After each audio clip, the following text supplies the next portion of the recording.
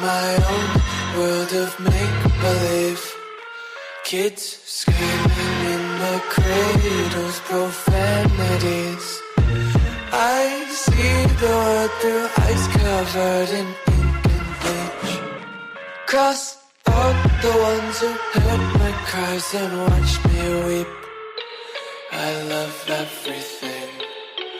Fire spreading all around my room. My world's so bright, it's hard to breathe, but that's alright. Hush.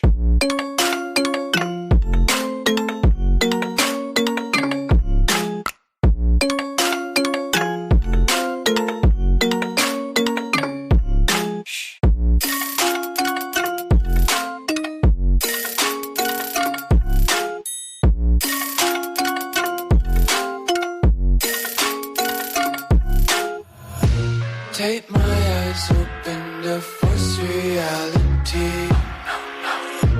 Why can't you just let me eat my weight in glee?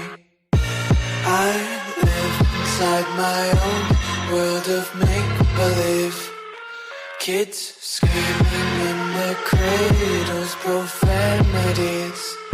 Some days I feel skinnier than all the other days. Sometimes I can't tell if my body belongs to me. I love everything. Fire spreading all around my room. My world's so bright, it's hard to breathe, but that's alright. Hush.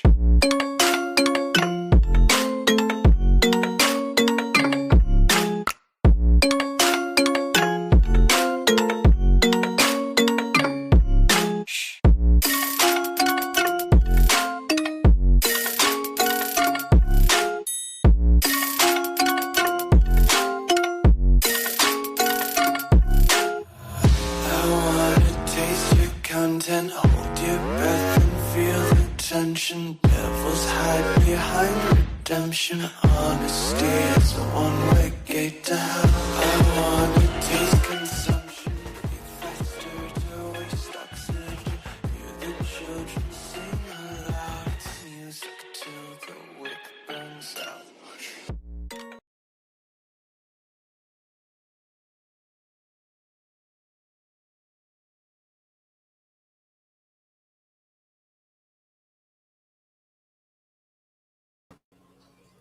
Sorry about that.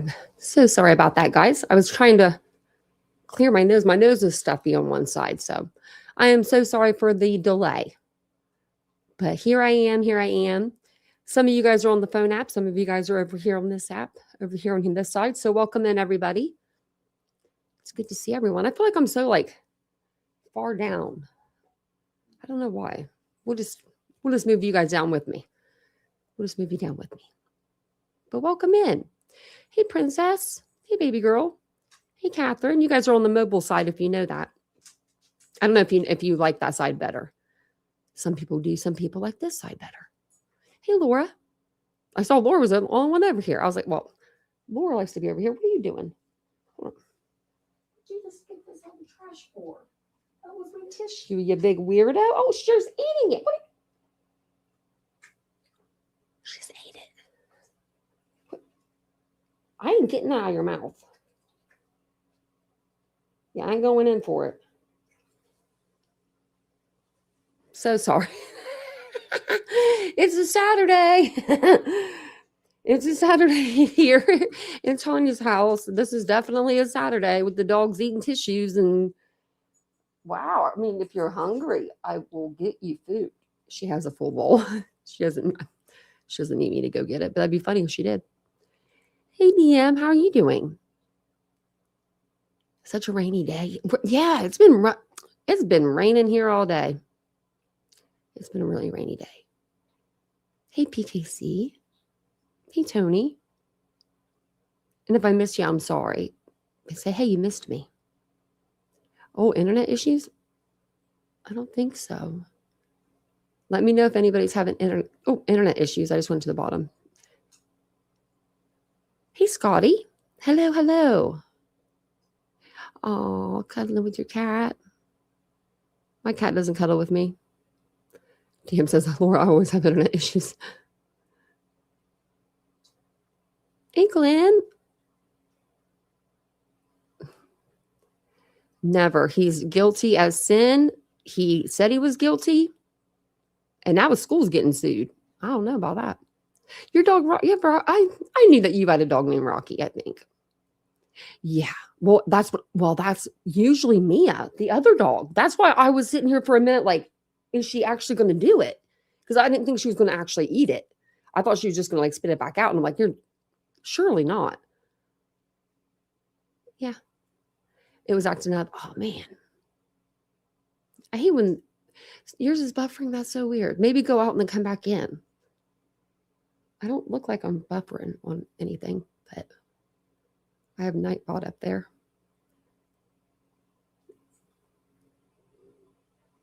Bailey is your dog's name, Glenn? I bet that's a cute dog. You moved over here, Princess. For the first time this year? Oh, we don't. Well, we probably needed the rain. I'm not going to say we don't need the rain, but I don't like the rain. Oh, did he? He'll know when I'm upset. Rocky. Actually, I think he's over there instead. Nope, he's not. Oh, no, actually, Araya stomped on him earlier when he was trying to sleep. The good thing that cat is like got like 25 lives because, you know, the dogs are always messing with them. But we're going to talk about Idaho 4 tonight. And I don't know if anyone's really covered this. Maybe a couple people. I haven't really checked. But the Gonzalez family, the Kernodles, the Chapins, and the Mogans are all coming together again. And they are going to, they're suing the school. They are going to take the school, I guess, to civil court. So we have the complaint. I started reading through it earlier, and I didn't get very far, so we're going to read it together. Now I'm only going to read like some part of this tonight, and then we'll read the rest tomorrow because it is really long. And I heard a lot of like different. I did listen to Law and Crime today, and I have a feeling there's a lot more in here than what they said because that happens a lot. So I feel like if we, you know, whenever we read out the documents like in full, then we get more of the context or something. I don't know. I feel like we do anyway. But that's what we do on this channel. If that's what you're into, make sure you hit the subscribe button, the like button, all the buttons. You know, become a member of the channel. We love to have you. Oh, and speaking of fun things, I don't know, while I'm doing this. So, you know, William 127 that lives with his mom, you know, A's and Aries. He doesn't think anybody that thinks that Bryan Kohberger had anything to do with this is small. They think he said some weird things. I don't know. You know who we're talking about. Him. He came up into my comment section. Now everybody's invited into the titanium built comment section. Everybody's invited in. But if you're going to go after a subscriber, make sure that stuff goes through and it doesn't get caught up in my side because it got caught up in it's called YouTube back office. And YouTube will hold your comments if they're that like just ignorant, I guess, because he just said like you're ugly and your dog's ugly. That's what he said. That's all he had to say. That's all he had to say. And I was like, maybe I'll go over there and see if he has any questions, needs any help, needs me to talk to him. Yeah, well, I kind of thought this was going to happen when they got the lawyer and they got the civil. They did that civil, what was it, like civil junction way back in the beginning of this case. I know the Gonzalez family did it anyway, because just in case they were to sue for like civil damages or civilly or whatever it would be considered like a civil court. I'm pretty sure that's right whenever they got their lawyer. It was right around the same time.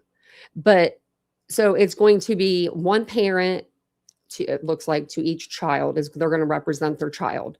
So Steve is going to be the representative for the estate of Kaylee. Karen is going to be on the behalf of Maddie.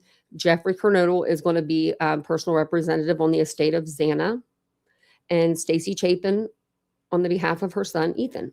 And I'm quite surprised all the families are going in together and doing this. First, Washington State University. We'll read through, and then we'll see how we both feel at the end, because this is separate in a way. Not really. I mean, they're connected. The cases are connected, but you know what I mean? This is kind of separate from the physical murders itself, I think. I think we can, separate the two. But the case number is supposed to be redacted, but whoever was had the redactor pen that day wasn't doing a very good job. So complaint for damages. It says plaintiffs bring causes of action against defendant Washington State University and allege the following. So it has the introduction. And thank you guys all for being here. I appreciate it.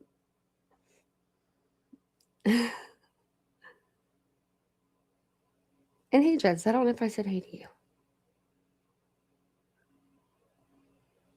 Well, thank you, Glenn. Hey, Amber. So this case arises out of the violent assault and murder of 4 University of Idaho students by a Washington State University employee with a known history of threatening, stalking, and predatory behavior. WSU brought Bryan Kohlberger to Pullman, Washington, in the Pacific Northwest to serve as a teaching assistant in the Criminal Justice and Criminology Department, while he also worked to obtain a PhD with a study focused on sexually motivated burglars and serial killers. I didn't know that. So, I don't know if that's okay. Kohlberger was heavily reliant on WSU, who paid him a salary, provided free on-campus housing, medical benefits, and free tuition, all conditioned on his behavior and subject to being revoked. And I don't know if the school necessarily brought him out there. I mean, they did. But I mean, maybe they need to be filing a complaint with that teacher out there in Pennsylvania too, that said, out of all my students, there's only 2, and he was one of them, that I thought he was right for this position. I mean, that's what I'd be upset with her too. I'd be upset with everybody though. So Pullman, Washington is only a few miles from Moscow, Idaho, home of the University of Idaho, and the combined area is referred to as the Pullman-Moscow community. Almost immediately upon his arrival to the Pullman-Moscow community, Kohlberger developed a reputation for discriminatory, harassing, and stalking behavior, instilling substantial fear among young female students and fellow WSU employees, necessitating regular security escorts for multiple females. Despite receiving at least 13 formal reports of Kohlberger's inappropriate, predatory, and menacing behavior, WSU failed to respond in a meaningful way and allowed Kohlberger escalating behavior to continue unchecked. And I do have all 13 of the complaints too.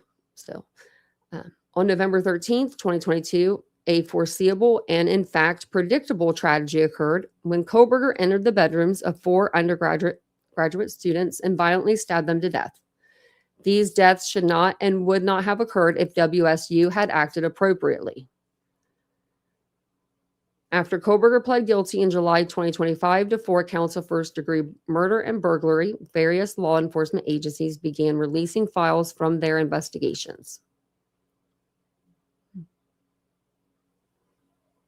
I'm kind of agreeing, Jillian. Thank you for the $2. Yeah. I think it's like, I don't know how I feel about it yet myself. Like,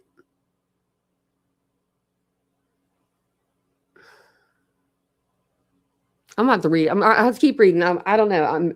I'm feeling both ways about it. I really am. Like,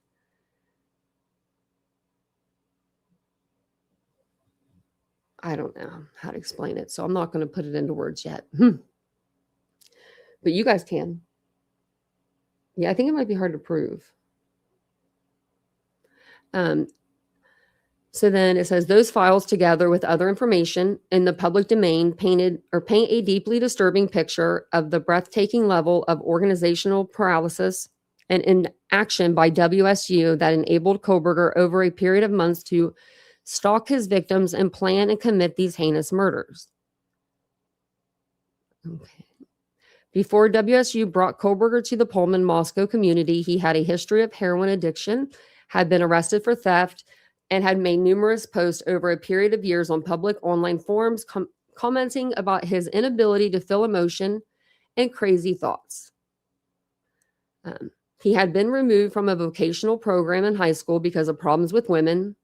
Later, local businesses had become so alarmed at his behavior towards young women that staff kept electronic notes about him to warn female staff when he arrived. He also pursued a graduate degree in criminology where he demonstrated a particular fascination with serial killers. Well, was that okay? Now I'm confused because they were saying he was studying them. I don't know. Almost immediately upon Koberger's arrival to the Pullman Moscow community, he began demonstrating antisocial, disturbing, and menacing behaviors. In August 2022, early in the semester, a fellow graduate student began leaving her office door open because she believed this guy was going to do something inappropriate with a student, and said that Koberger struck her as a stalker or sexual assaulter type. Based on how Koberger talked to and treated women, another fellow graduate student described him as a possible future rapist. And Koberger's supervising instructor was aware that several female graduate students had reported that they were very uncomfortable with interactions they had with him. Female graduate students also complained that he made them feel unsafe. He was also noted to be obsessed with studying sexually motivated burglars and serial killers. Noted by who, I wonder. I mean, they'll have to prove this stuff, you know. On multiple occasions and with multiple WSU female staff members and fellow students, Koberger would regularly stand close to their desk, loom over them, and would block their exits from on-campus offices for long periods of time. And that's was told to us, you know, by some of the students there and faculty. One female graduate student reported that Koberger would trap her in her office and would try to talk to her about the Ted Bundy murders. Koberger followed several female students and staff to their cars after hours. Multiple female students and staff members were so uncomfortable with Koberger's behavior that security escorts were arranged for them after 5 p.m.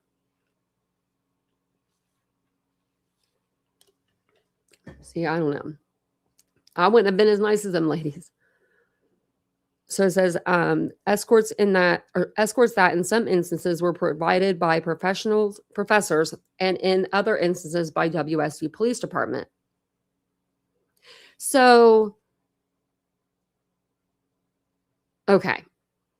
So the WSU cops, they knew too. It wasn't just the professors and this. Well, that I mean, that's not going to look good. Certain of these staff members told others that Koberger had been stalking them. Some graduate students reported that they kept their on-campus doors shut in an effort to keep Koberger out, while others left the doors open as a place of refuge for others if they felt threatened by Koberger. In one instance, early in the semester, Koberger so verbally attacked a female student in the classroom that she fled in tears, leaving all of her belongings behind. Koberger was described as very angry, as if he had built up fury or rage.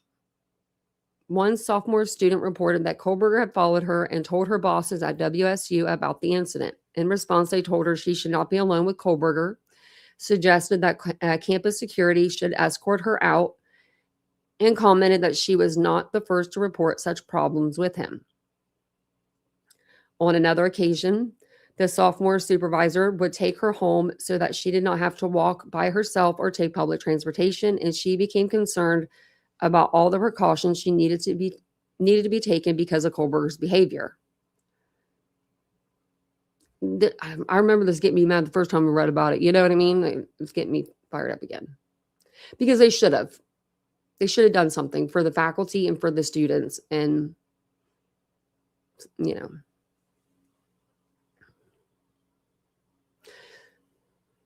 Everyone talks about like the school, you know, like Idaho being the bad school and all that and this and that. And look who's getting sued.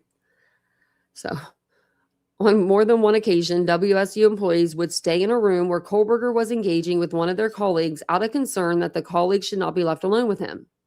On another occasion, a WSU employee told her colleague to email her with the subject heading 911 if she needed help because of Kohlberger. On yet another occasion, a WSU undergraduate fled into a bathroom to hide from Kohlberger because she was so uncomfortable with his scary behaviors. Ain't the first time a girl's hid in the bathroom from him. As early as mid-September 2022, WSU's professors were discussing the need to do an intervention with Kohlberger because of his treatment of female students. That was as early as mid-September. School starts in August or September.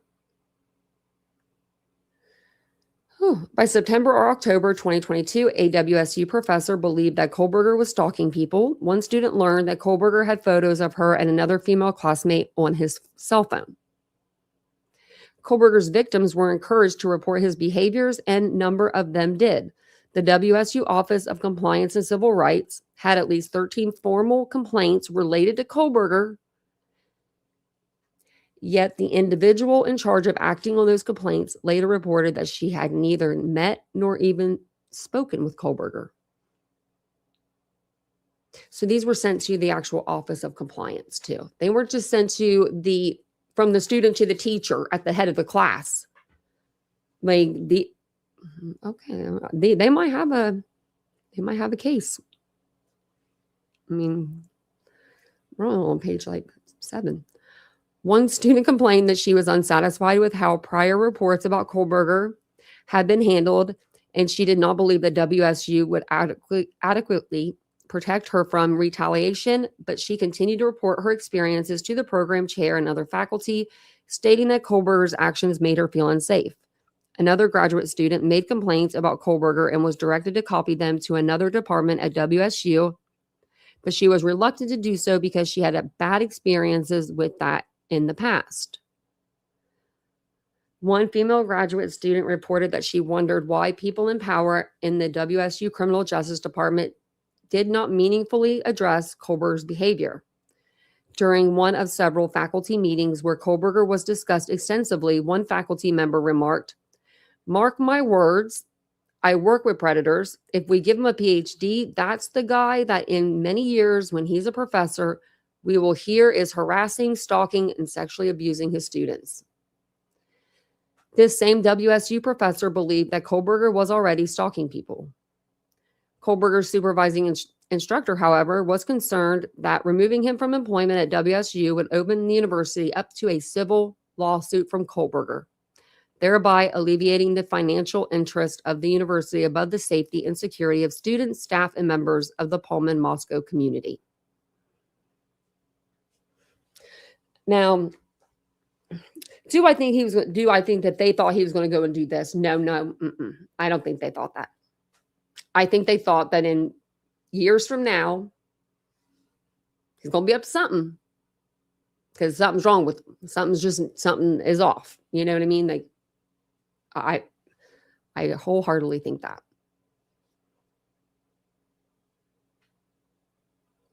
Yeah, that's true. Yeah, Julian, you're right. Yeah, there are many arguments here, but WSU's protections are owed to its own students and faculty, not U of I, but they should have done something. Yeah. If they did, yeah, if they knew, and thanks so much, Julian. If they knew something, if they knew, I think they would have done something, right? I don't think that,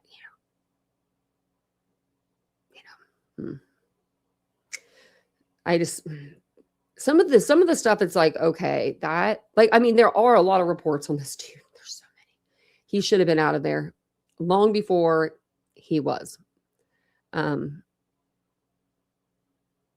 This ain't just like somebody that's just a little weird or autistic. Okay. I'm autistic. Like, I know limitations. I know personal space. And he was all up in people's personal space. If he would have done that to me, he would have got socked. I'm sorry. He would have got a, you better back up, like a stern warning, because I do not like people in my personal space. Like, if you come like closer than this and we ain't hugging and I don't know you like that, don't do that.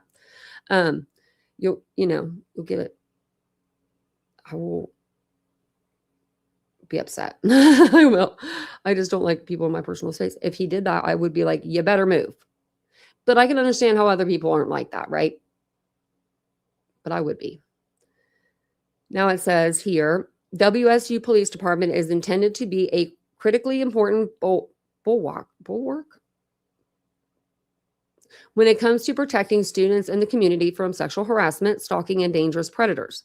However, prior to Kohlberger being hired at WSU and arriving in the Pullman Moscow community, the WSU Police Department had a long, troubling, and sordid history of tolerating and, in fact, fostering inappropriate sexual behavior in its own ranks and discouraging complete and accurate reporting of such misconduct. Tell me more. I've got my tea.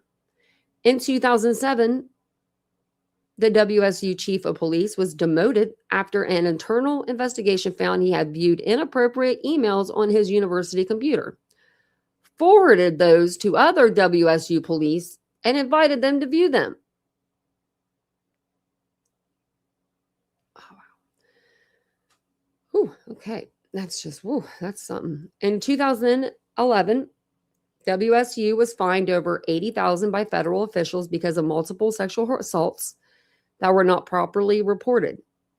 WSU did not dispute the findings of the federal investigation because it was a federal investigation. They don't come unless they got third cards. In 2022, WSU undertook an investigation of improper sexual activities by the WSU police force involving allegations that an officer had sex with a victim in the presidential suite of the Martin Stadium and the WSU Observatory while on duty. And that WSU Police Department leadership did not properly report the incidents. Oh, they did not report them. The investigation ultimately found that the police department leadership exhibited gross misconduct, incompetence, and neglect of duty in response to claims of sexual misconduct. In August 2022, the WSU police chief, assistant chief, and captain, all resigned prior to facing discipline for their actions. In response, WSU President Kirk Schultz issued a public statement indicating that WSU will not tolerate this kind of behavior nor the neglect or negligence of departmental command staff. Okay. A subsequent investigation into the offending officer during the fall semester of 2022 found that he engaged in predatory grooming behavior while in supervisory role and had a history of sexual misconduct, and that the WSU Police Command fostered an environment that discouraged reporting sexual misconduct. So I wonder if there was more reports that just weren't reported. It was against the above described backdrop of WSU administrative inaction, that police department dysfunction, that Kohlberger arrived in the Pullman Moscow community, immediately began engaging in overt harassing, stalking, and predatory behaviors, including repeatedly stalking over a period of months the 4 victims that he ultimately murdered on November 13th, 2022. Subsequent forensic examination of Kohlberger's electronic devices revealed that he had performed many searches regarding home invasions, co-ed killings, and serial killers. Kohlberger's search history also revealed internet searches about psychopaths, paranoia, and porn involving exclusively non-consensual acts. Kohlberger's search history also included research on a serial killer named Danny Rolling, who murdered 5 college students in Gainesville, Florida, by entering a college apartment through a sliding glass door, masked and dressed in black, and stabbed his victims to death using a K-bar knife. All features of Kohlberger's later murders. And I was actually going to go over Danny Rolling in it on a live, and then we never ended up doing it. We should do that. Subsequent law enforcement investigation also revealed that Kohlberger had driven around the home of the murder victims in the middle of the night over a dozen times and as early as August 2022. Despite having a formal threat assessment team, a now common practice at universities to proactively identify, assess, and manage individuals who may pose a risk of violence, WSU wholly failed to follow that process with Kohlberger and instead allowed his dangerous behaviors to escalate while it simultaneously continued to support him financially, provide him with access to university resources and students, and keep him housed rent-free in the Pullman Moscow community. As a result of WSU's actions and failures, 4 young college students were brutally murdered.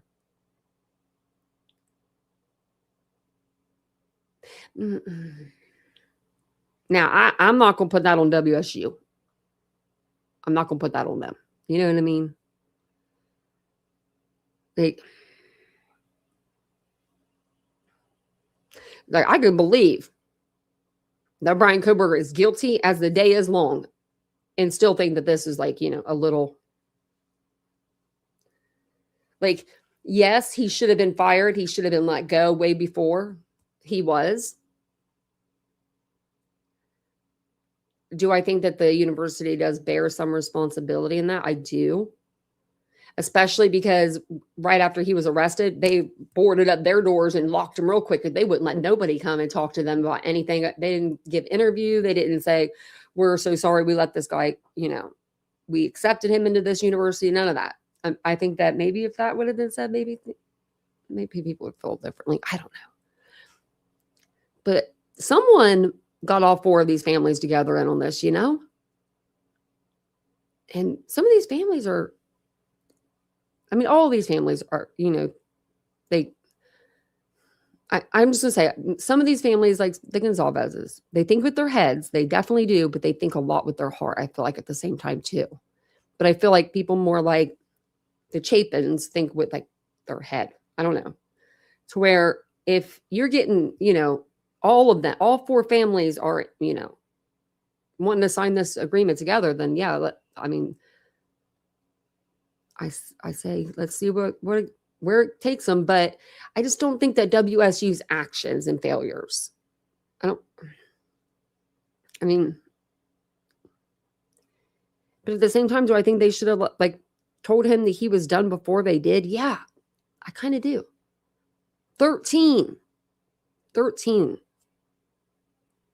Like normally when you work at a regular job, you get 3 write-ups. Sometimes you'll get a warning and then you'll get like 3 write-ups or something, or a warning and then 2 and that's your 3rd. I don't know how it works, but you know what I mean. I know how it works, but he got 13 write-ups. Let's just consider it.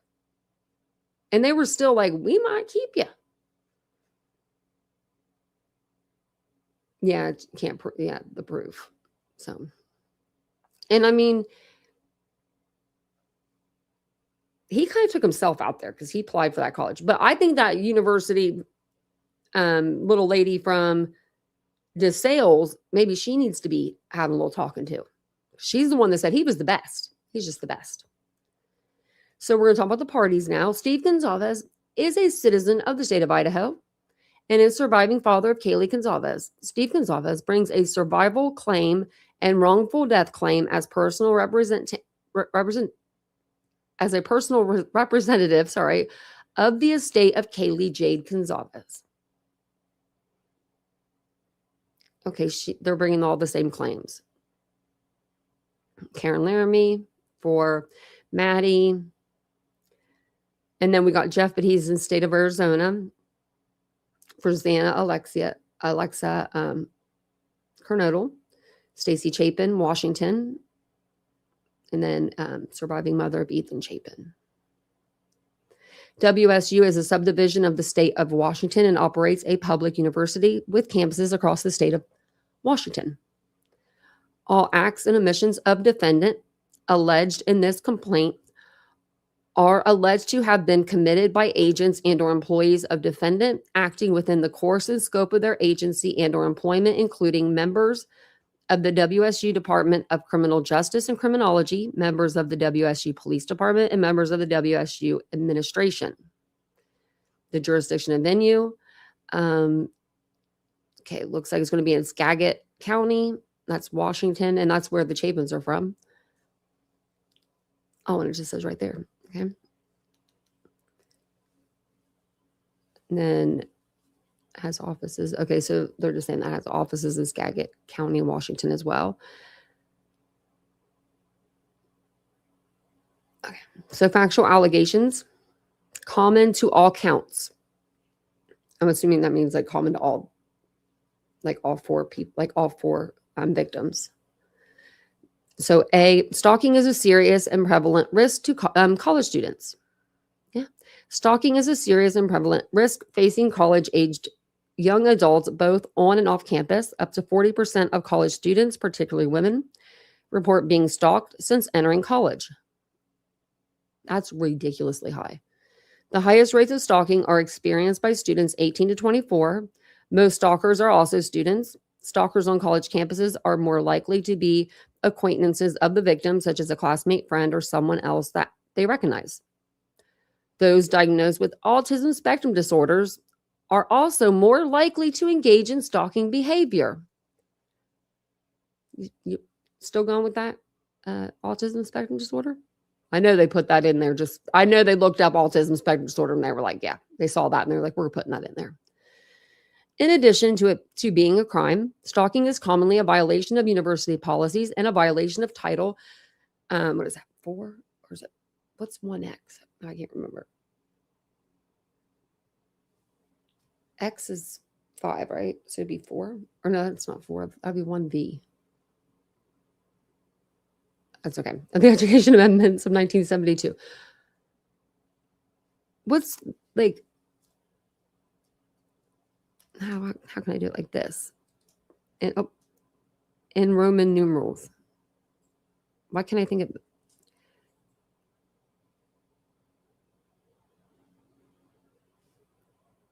I know someone will know. He should have been on the first time. Well, I mean, maybe, okay. He's being a little weird to girls. Okay, you say, you pull him aside and you're like, you're being a little, just too forward to people. You nip it in the bud though, right? 9, thanks, PKC. I didn't want to have to tell you, like, didn't want to have to keep saying like the wrong one. That is 9, isn't it? Because that would be, X would be 10. You're so right. So Title 9, see, it is, because there's a lot in here. It is critical for universities to promptly identify and appropriately respond to stalking behavior. As a Title IX violation, mandatory reporters at universities are required to report any instances of stalking to the Title IX office. I think everybody should be a mandated reporter. Everybody needs to tell on everybody if they see something wrong. That's just me, though. Under Washington state law, Title V in the Clery Act, stalking is defined as engaging in a course of conduct directed at a specific person that would cause a reasonable person to fear for the person's safety or the safety of others or suffer substantial emotional distress. A course of conduct is 2 or more acts. Common stalking behaviors include unwanted communications, showing up when not invited, following, surveillance, and threats. The most commonly identified stalking tactic is surveillance, which includes watching, following, monitoring, and gathering information about the victim. This can occur both in person and online. Well, I'm glad they're telling us. Tactics that include intimidation or menacing behavior are also common with stalking. Fear is a central element of stalking, and victims might not report that they are being stalked, but rather report that the perpetrator will not leave them alone or that he is acting creepy. Stalkers commonly use coercive control tactics to exert power and control over their victims. Stalking is often associated with physical and sexual violence, and studies showed that stalking increases the risk of homicide by 3-fold. Stalking is a known indicator of an urgent, volatile, and risky situation. Because stalking involves a pattern of behavior that often includes multiple and varied tactics, it is critical that universities promptly coordinate their response so that complaints about concerning behavior can properly and urgently be identified as stalking. Stalking behaviors often change and escalate over time, and it is therefore critical that universities document all stalking behavior, even if it appears minor. Recognizing the extreme danger that stalking can pose to students, many universities have processes designated or designed to ensure a coordinated response for reports of stalking or sexual violence that includes campus police, student affairs, and Title IX coordinators. WSU in particular has implemented policies and procedures that designed to prohibit, prevent, and intervene in situations involving discriminatory, harassing, stalking, or predatory behavior, and to discipline its employees and students who engage in these behaviors. And if you guys don't mind, we hit the like button if you get a chance. Thank you. Appreciate it. I don't want to know what your guys' thoughts are too. I'm reading the comments.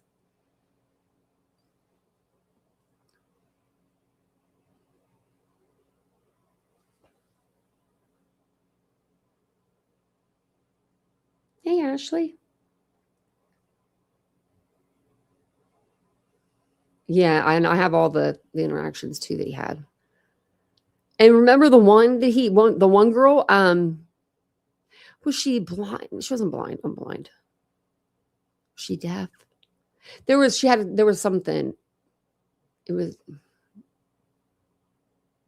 I don't want to say there's something wrong with her. 'Cause there's nothing wrong with you. And you like that, like there was nothing wrong with her, but he saw it as there was something not perfect about her. And he said something like, are you going to procreate or something like that? Like, I don't remember what she had though. Right? Should have sued. Maybe they will. They'll have us in the movie. So then it says, WSU also has the ability to exercise sufficient control over its faculty, staff, and employees to manifest a duty to control their behavior.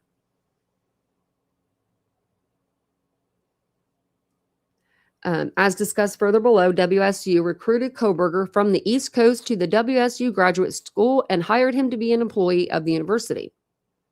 WSU is obligated to control Koberger under the requirements of its employment agreement with him. WSU gave Koberger a written offer of employment to serve in the role of a teaching assistant, which offer Koberger signed an agreement. Under the requirements of the employment agreement, WSU was obligated to control Koberger. It was their turn to, have watch with him. WSU policy provides that a teaching assistantship is an appointment in which a graduate student's primary duty is teaching or serving as a teaching assistant. Koberger's employment with WSU came with conditions and obligations. Under WSU policy, one condition of employment was that Koberger complete a sexual misconduct declaration prior to his hire. He had to declare whether he was the subject of any findings or investigation into sexual misconduct. I don't know. I have to see what that is. A failure to provide complete and accurate information in this declaration can result in WSU withdrawing the offer of employment. Presumably, this sexual misconduct declaration is intended to identify and prevent potential inappropriate interactions with the undergraduate students that Koberger would be interacting with in his employment with the university.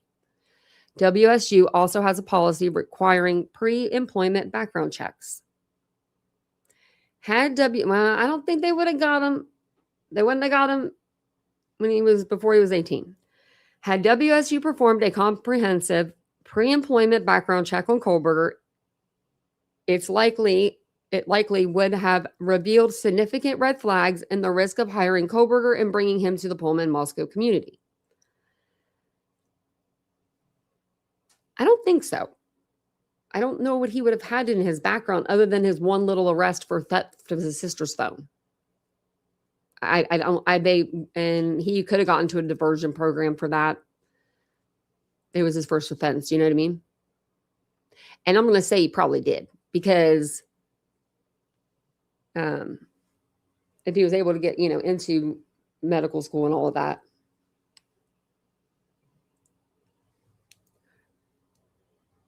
Ramsland didn't recommend him. No, Glenn. It was a different teacher. It was the girl that was young. Ramsland didn't even know him. She knows him. She knew him. She didn't know him beforehand. She knew him when he was in school there. But no, it was the lady with the blonde hair or whatever. Maybe she has dark hair. She has dark hair, I think, actually. I don't even know what color hair she has. But she's the younger girl. She had only ever recruited 2 people to be in the whole wide worlds of worlds in the criminology program, and he was one of them. And he was her. I don't know what he was to her, but I think that the only communication they had was over online.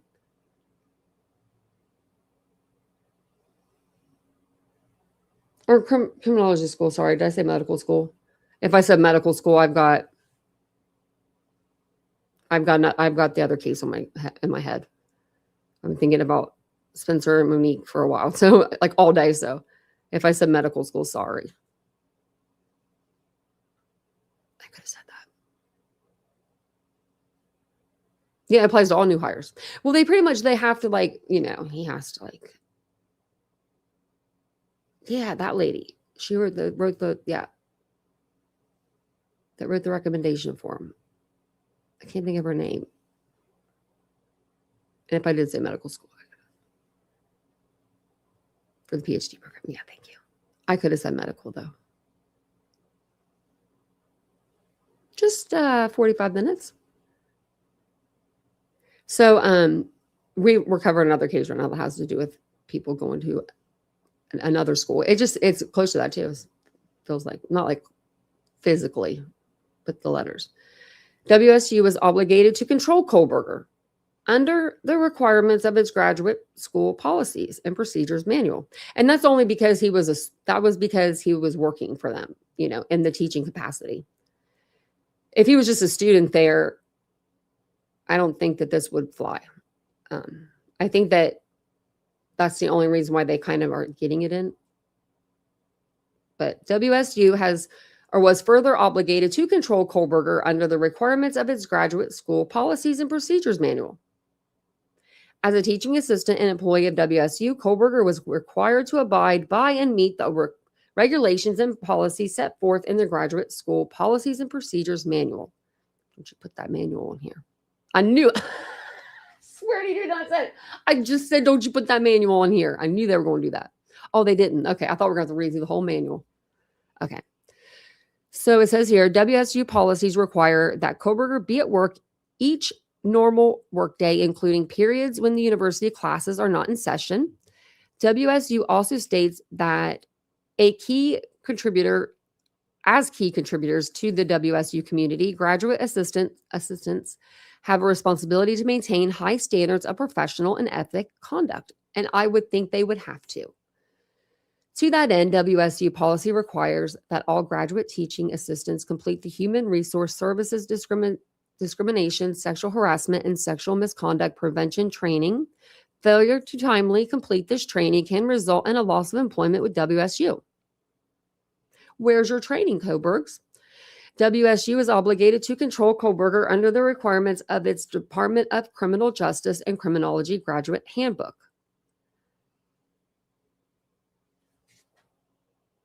Now I want to read this part because I have my degree in criminal justice and I never signed nothing like this. What's this?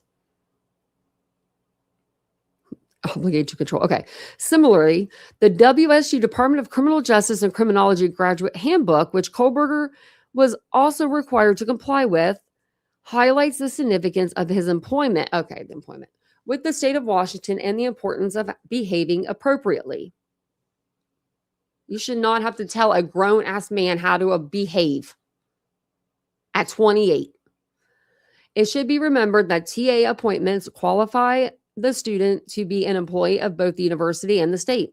Students are expected to uphold the standards of professional conduct and are implied by this status. In particular, students should be familiar with policies regarding inappropriate workplace conduct, amorous relationships, and respect for the undergraduate students. Unsatisfactory performance of TA responsibilities could result in a discontinuation of funding as determined by the chair of consultation with relevant faculty. Moreover, as a teaching assistant employed by WSU, the university had increased supervision and oversight responsibilities with respect to Kohlberger's conduct. WSU policies state that departments and programs working with teaching assistants should provide adequate supervision and training. WSU is obligated to control Kohlberger under its standards of conduct for students. WSU also was obligated to control Kohlberger under its standards of conduct for students.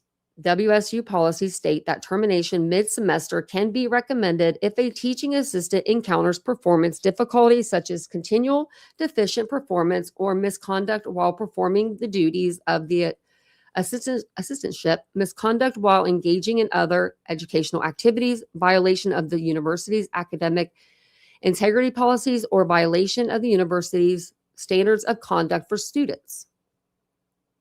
Those must have been all those books he had shoved in under his TV. He just didn't have time. That's a lot to read. If a WSU graduate teaching assistant is suspended or expelled as a result of a violation of the standards of conduct, their assistantship is terminated immediately.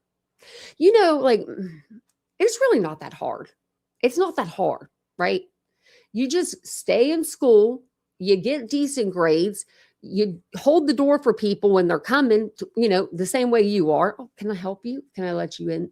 Just be courteous, have some manners, and get through your 4 years of school. You were getting it paid for, some of it at least paid for. You were getting your housing paid for. I know it was a shitty apartment, but you were getting it paid for. And then you went and did this, And now look, now you're really mad. Now your coaxial cable is out. Now you haven't had the internet in 2 weeks. I wonder what mother and father will do. I don't know. The standards of conduct set forth WSU policies regarding certain conduct by students and employees like teaching assistants. WSU expects teaching assistants to comply with the standards of conduct both on and off campus, and they are subject to the WSU disciplinary process if they violate the standards of conduct. WSU Center for Community Standards is charged with enforcing the standards of conduct. A WSU representative previously testified in another lawsuit against WSU involving a student's death off campus that the Center for Community Standards can respond to reported violations that occur off campus if they create safety concerns or if they impact the reputation of the university negatively. It probably gave you a bad look. In fact, most WSU Center for Community Standards investigations concern behavior that occurs at private residences off campus or in close proximity to the campus. Under his terms of enrollment at WSU, Kohlberger acknowledged the university's authority to take disciplinary action for conduct on or off university property that is detrimental to the university's mission.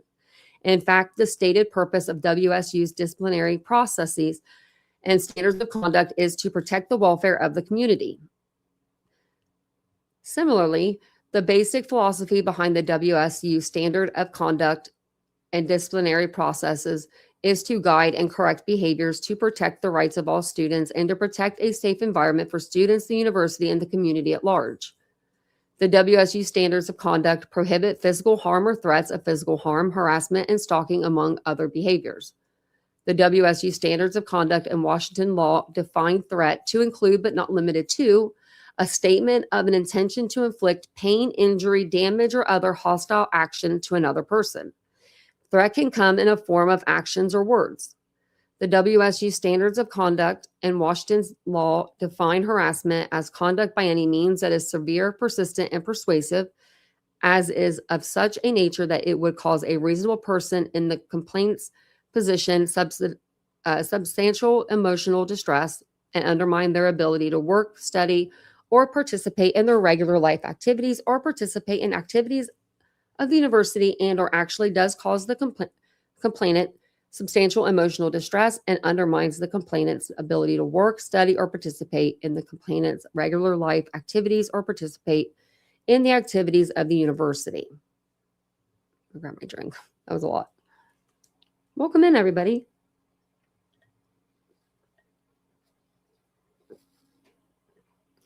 I know, baby girl, mine are really chapped too. That's why I keep touching them.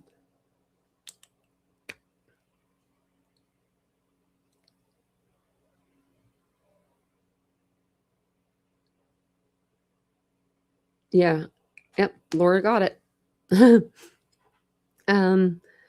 The WSU standards of conduct, Washington state law and federal law define stalking as engaging in a course of conduct directed at a specific person that would cause a reasonable person to fear for their safety and or the safety of others or suffer substantial emotional distress.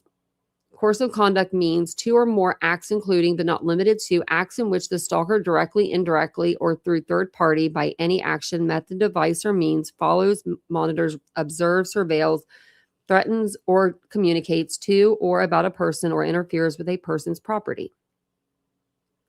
Sanctions for violation of the WSU standards of conduct can include temporary or permanent dismissal from the university, as well as a trespass abomination that would restrict the offender from any or all university premises based on their misconduct. Why couldn't we do this temporary dismissal?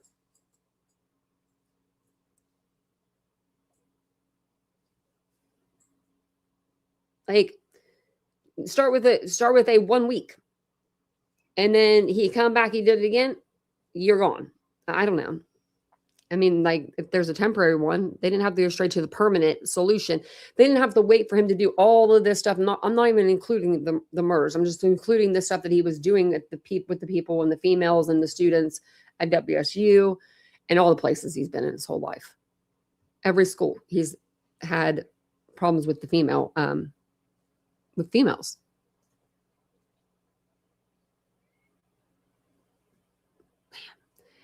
WSU is obligated to control Kohlberger under its Executive Policy 15. Okay, WSU has a policy prohibiting discrimination and harassment called Executive Policy 15 that's obligated to control Kohlberger, in which it recognizes can impact the community. Okay, so EP 15 is broader than Title 9 and therefore conduct that does not technically violate Title 5 or Title 9 can, however, still violate EP 15. Isn't that like, okay, I don't know. I've heard that name before. I've heard that before. EP 15 generally applies to all students, faculty, staff, and others that have association with WSU. Like Title 9, EP 15 prohibits stalking. EP 15 requires that all WSU employees, including staff employees who have information regarding sexual harassment, must report that information to WSU and Compliance and Civil Rights Office. Sexual harassment includes stalking.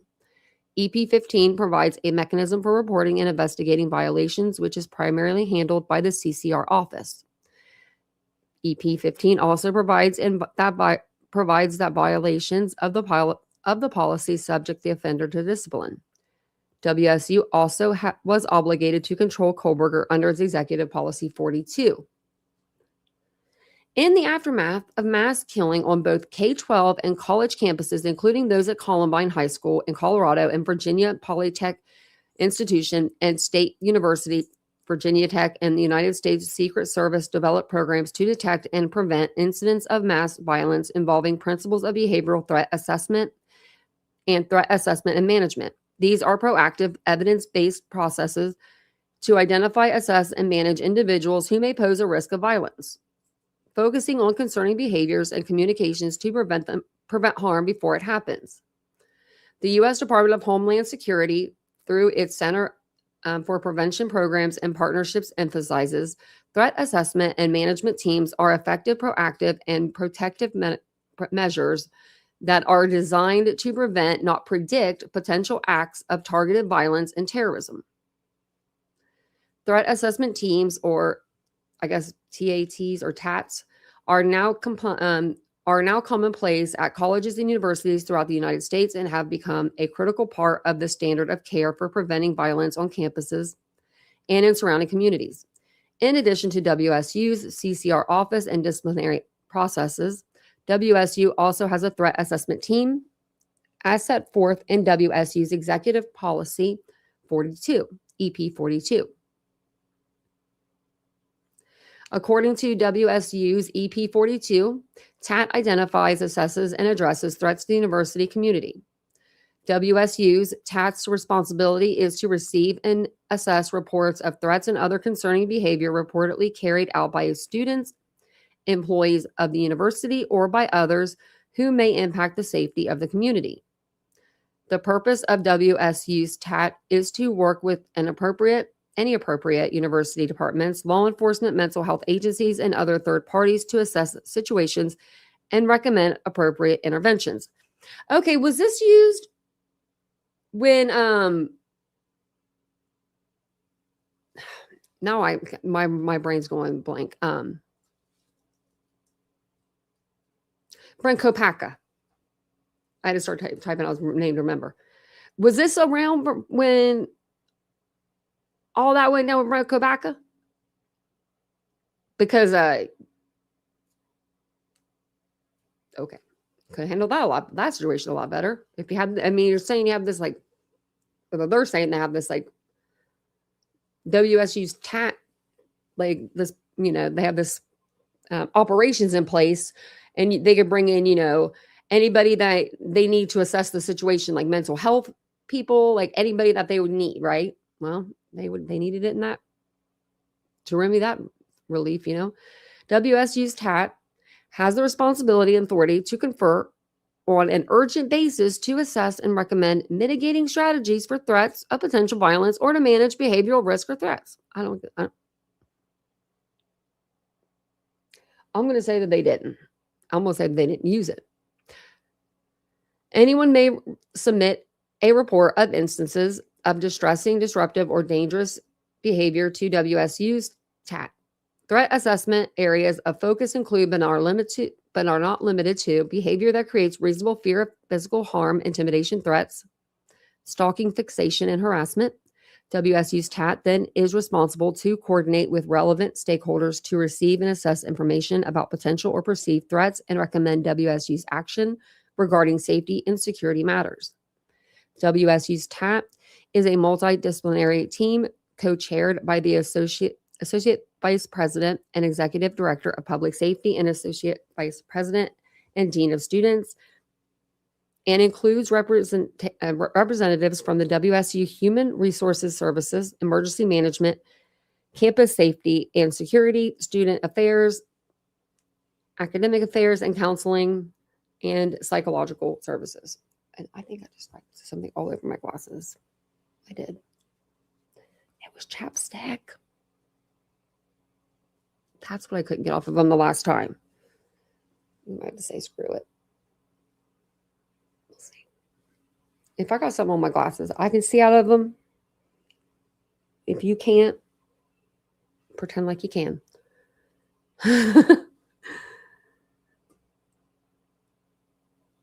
He didn't live on campus, but I think that but he didn't live on campus. I thought he did. I thought he lived like 2 minutes from Coburger.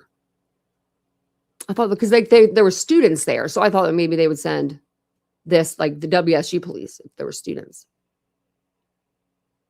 Because wasn't the people that he was going to shoot at were students. That's what they I think that was a mental health situation.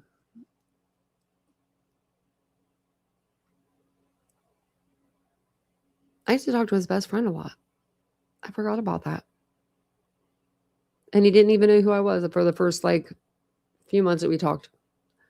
He didn't know I was a creator. Anyway, I didn't need to bring that up. I just wanted to talk to him about his friend. So WSU was obligated to control Kohlberger under its Waiver 21. This is trademarked, I guess. Threat assessment and intervention protocols. WSU TAT claims to utilize tools and methods recognized in the field for threat assessment of individual cases and situations. These tools assess psychological, behavioral, historical, and situational factors associated with organizational violence, such as preoccupation with violence, threats, irrational thinking, substance abuse, history of violence or criminality, or extreme moods. In particular, WSU TAT utilizes a structured, evidence-based risk assessment tool called Workplace Assessment of Violent Risk, or Waiver 21. He would have lied his ass off on that. If he had to sit down and take a little test for this, he would pass it because he would put the answers that he knows they want to hear. I'm just saying. I mean, there's ways to get away from, there's ways to get around things, right? So it says they should have controlled him under that waiver. Waiver 21 warns about the conflict avoidant manager who allows behavioral issues to fester, which is particularly prevalent in some situations or institutions of higher learning. Waiver 21 emphasizes that one precursor to violence is when the problematic individual has a distorted self-perception organic sack of meat. Distorted self-perception of competence and achievement that differs from leadership's view of their performance, leading to tensions between the parties. This tension often includes issues with the individual's conduct increasing disruptiveness. This tension is readily felt by involved supervisors who recognize the need to act but are concerned with the consequences, sensing the individual's volatility. For instance, they may acknowledge the need to remove him from the program, but fear that he will resort to violence if they do. Managers or advisors feel intimidated by the angry, defensive individual and avoid interactions with them, which increases his sense of entitlement and only makes matters worse as time goes on. Waiver 21 recommends that when removing such problematic individuals from a program, the organization should offer supportive services and careful messaging to reduce the risk of the individual committing violence. I haven't read this yet. Like, we're going to read this together. If we get to the bottom of this, and there is a 37-page, book that you can buy to get you through this. If this happens to you, I'm just saying for $19.99 at the end of this, I'm going to be upset because that's what this is sounding like. It's almost sounding like we're working up to what can we do to fix it? Like, we can't fix it now. Koberger did what he did, and we can't fix it now, but maybe they could fix it in the future. I don't know. I'm picturing Stacy Chapin saying, I can fix this. I can fix this. I don't know. Like, you know what I mean? Like, she could help. Like, because she is doing the forensic stuff. I don't know. I'm about to go down to the bottom of this. I'm going to be reading through this tonight. Mishandling complaints about problematic individual can also contribute to them committing violence.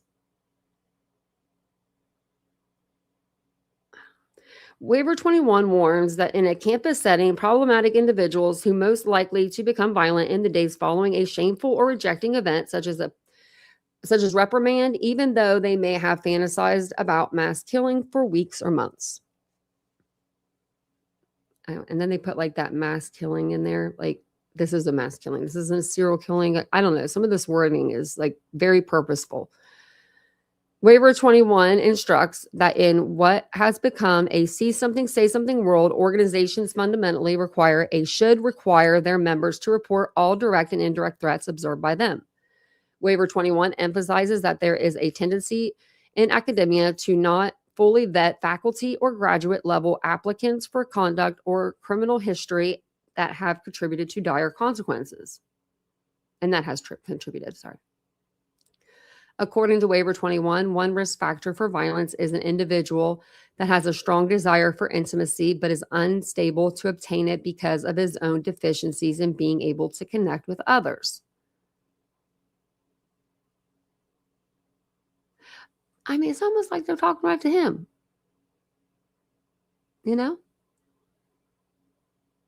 We've been live for about an hour.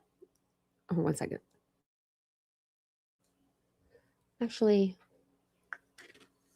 let me grab my other drink really quick while we're sitting here. We're going to have a little brief intermission so that I can just, grab a drink out of this fridge. I keep one over here handy with me.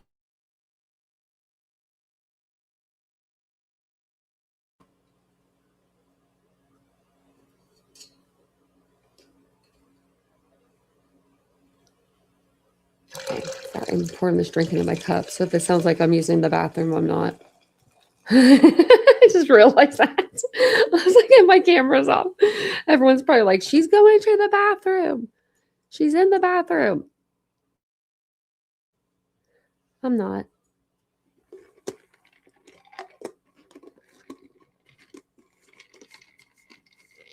That would be crazy if you could hear me all the way from the bathroom.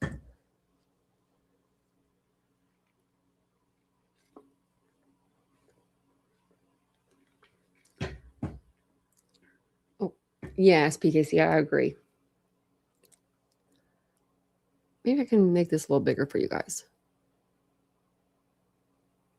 Hell, make it bigger for me too. There we go. So, I don't know about that. Okay. I'm going to read this one again. One risk factor for violence is an individual that has a strong desire for intimacy but is unable to obtain it because of his own deficiencies in being able to connect with others. Waiver 21 further warns that autism spectrum disorder is a risk factor for young perpetrators of mass murder. Further warns that autism spectrum disorder is a risk factor for young perpetrators of mass murder due to their strong desire for, but inability to establish intimate or social bonds. Okay. Now I'm getting that. Now, no.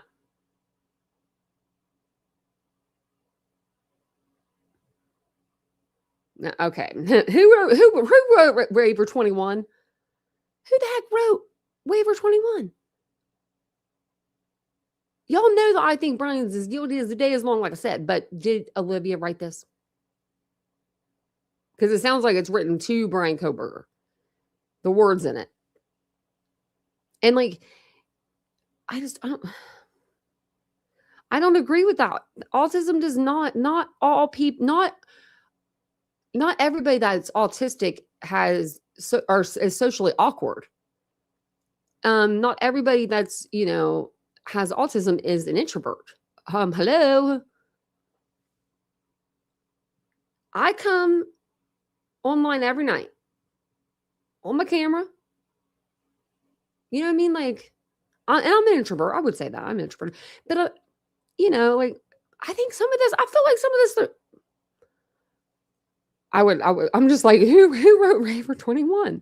Because it's like Waiver 21, just like unable to connect with his own deficiencies because he can't connect with others. And, the autism thing, I don't think that makes anybody having autism does not make you a murderer. How about that? Not even close, not even a little bit. Waiver 21 warns that an individual who displays anger that causes fear in others is also an indicator of potential violence. Waiver 21 warns that a specific indicator of a dangerous level of anger is when the individual engages in physically threatening or intimidating movement or gestures, such as standing too close to someone and glaring at them. That's true. Now, that one, yep. Don't be standing too close to me. Stalking or menacing behavior is a strong indicator of future violence. Waiver 21 defines stalking or obsessional following as a pattern of unwanted pursuit and harassment of another that threatens their safety, a crime that is illegal throughout most of Western civilization.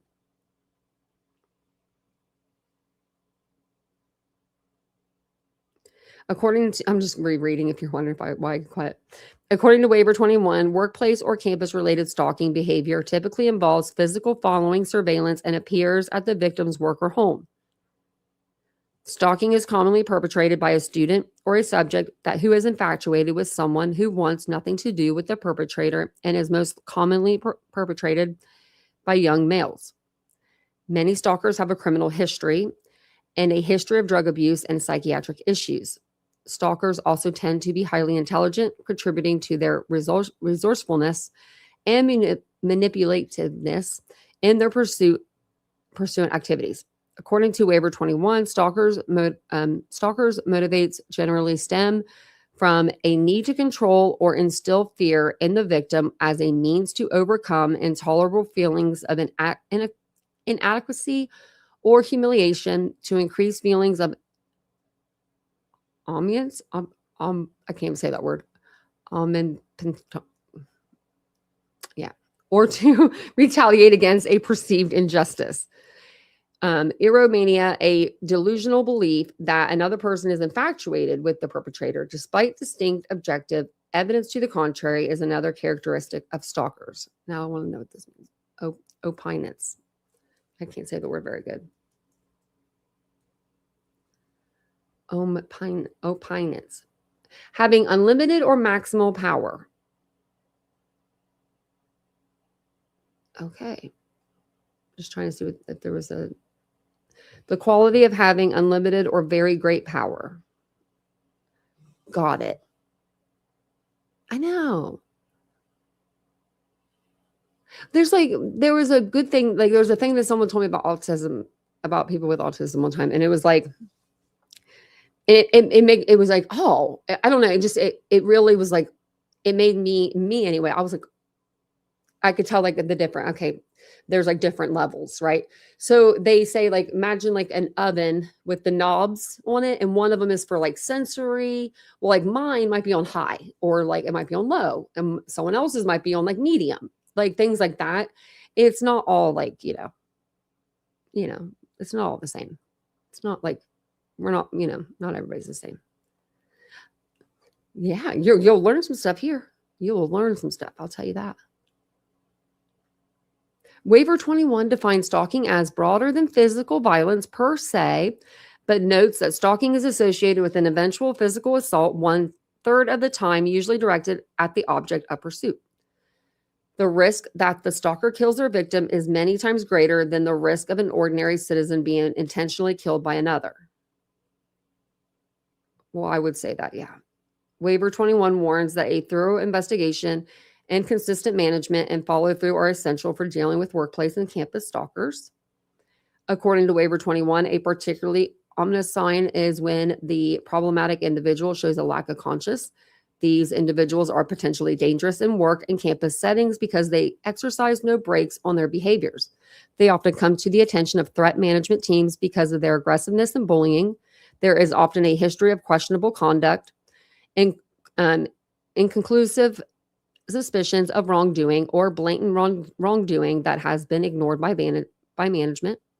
They also often first come to attention as the subject of non-threat related misconduct investigation.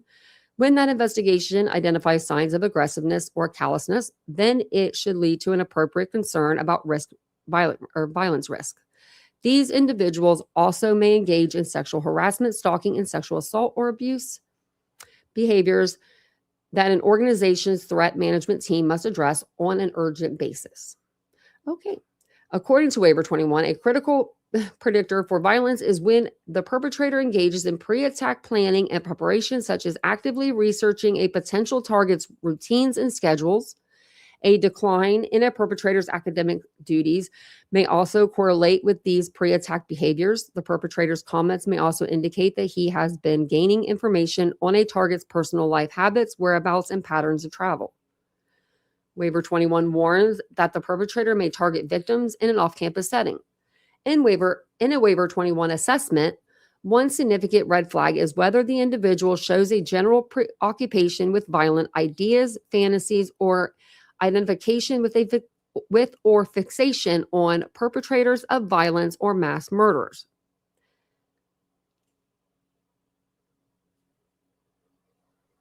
Now be careful here, Waiver 21. Waiver 21 warns that an individual on a pathway to violence may show an unusual interest in notorious perpetrators. Don't look at me. I just have the Google. But no, really, look at me. I don't have a fixation on mass murderers or violence, but we do deal with it. I feel like they're coming after me. They're looking at me. Waiver 21 instructs that after an individual is determined to present a risk of violence, a threat assessment team should determine what steps should or can be taken to manage the subject's risk for violence. After they determine to present a risk of violence, they should be out of the school and they should be put into some counseling if they wanted to get back into school. But you're automatically off the payroll. That's what I would say. So Waiver 21 describes a wide range of interventions available, including plans for security, mental health related interventions, legal actions, interventions intended to diffuse and problem solve with the subject, and separation of the individual from the organization. Generally recommended prevention measures include civil protective orders, voluntary or involuntary hospitalizations and treatments, law enforcement interviews or confrontations, surveillance, arrest, and detention, counseling conducted by skilled interviewers intended to diffuse anger and humiliation, and encourage rational problem solving, suspensions, and leaves of absence, expulsion, and termination. WSU is obligated to control Kohlberger under the terms of WSU's family and graduate apartment agreement. Man, they're going to the apartment next. They're like, Steve will be living out of the apartment. I'm just kidding. As part of his employment as a WSU teaching assistant, WSU also provided Kohlberger with housing in an apartment complex owned and operated by WSU. As an occupant of WSU-owned housing, Kohlberger was required to sign and agree to the terms of a license called the Washington State University Family and Graduate Apartment Agreement. Okay. I'm going to put this up just a little bit so I can just tuck my foot under. So WSU was further obligated to control Kohlberger under the terms of WSU's Family and Graduate Apartment Agreement. And thank you for hitting the like button. I appreciate it, guys.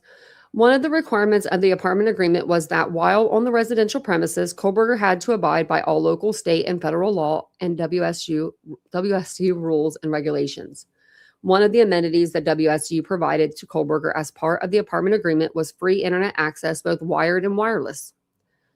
WSU provides internet access through a single network called WSU ResNet, which serves all WSU apartment complexes. Okay. Kohlberger had to agree and abide by the network service agreement in order to access WSU's ResNet internet network. WSU was further obligated to control Kohlberger under the terms of this network service agreement. And it says that they provide users with access to all publicly available resources on the internet. In other words, WSU does not put any technical or physical restrictions on what a user could potentially access or do on the internet. Well, they shouldn't. I mean, they're not children here. They're adults. Like, that's like parental locks on your freaking cell phone. Like, give me your phone. Gotta lock it up at the end of the night. When you're in college, that makes no sense. WSU acknowledges that some of the information available may contain language or images about subjects intended for adult audiences. Some information available over the internet may even be illegal to transmit or possess. Examples of this include, but not limited to, child P, illegal export of software, distribution of copyrighted material, distribution of chain or pyramid schemes, phishing, sending of unsolicited bulk mail or email, and other fraudulent or questionable activity. The apartment agreement states that inappropriate use of the computers on the WSU provided network can result in the loss of network privileges. WSU also retains the right to monitor usage of ResNet. WSU further retains the right to terminate access to ResNet immediately and without notice if the network is abused or used in an inappropriate manner. WSU requires that users comply with all applicable laws and university policies when connected to ResNet.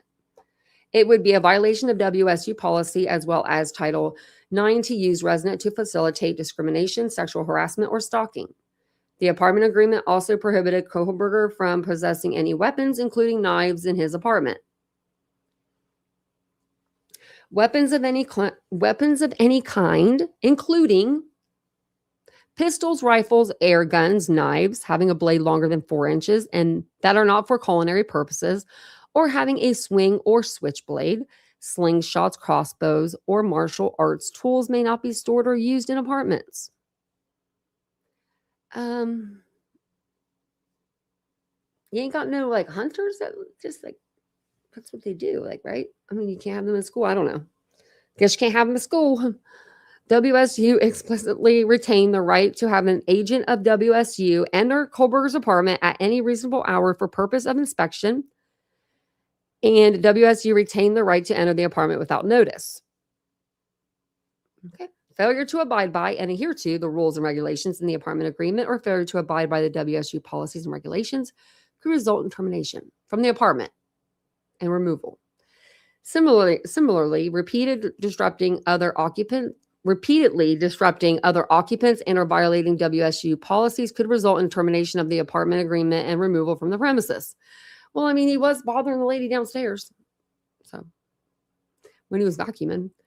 When Koberger arrived at WSU in the fall of 2022, didn't he come in the summer?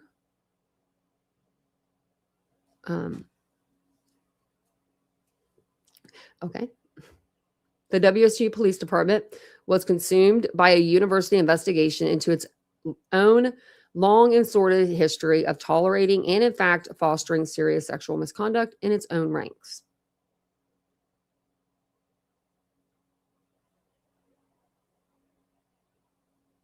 Right?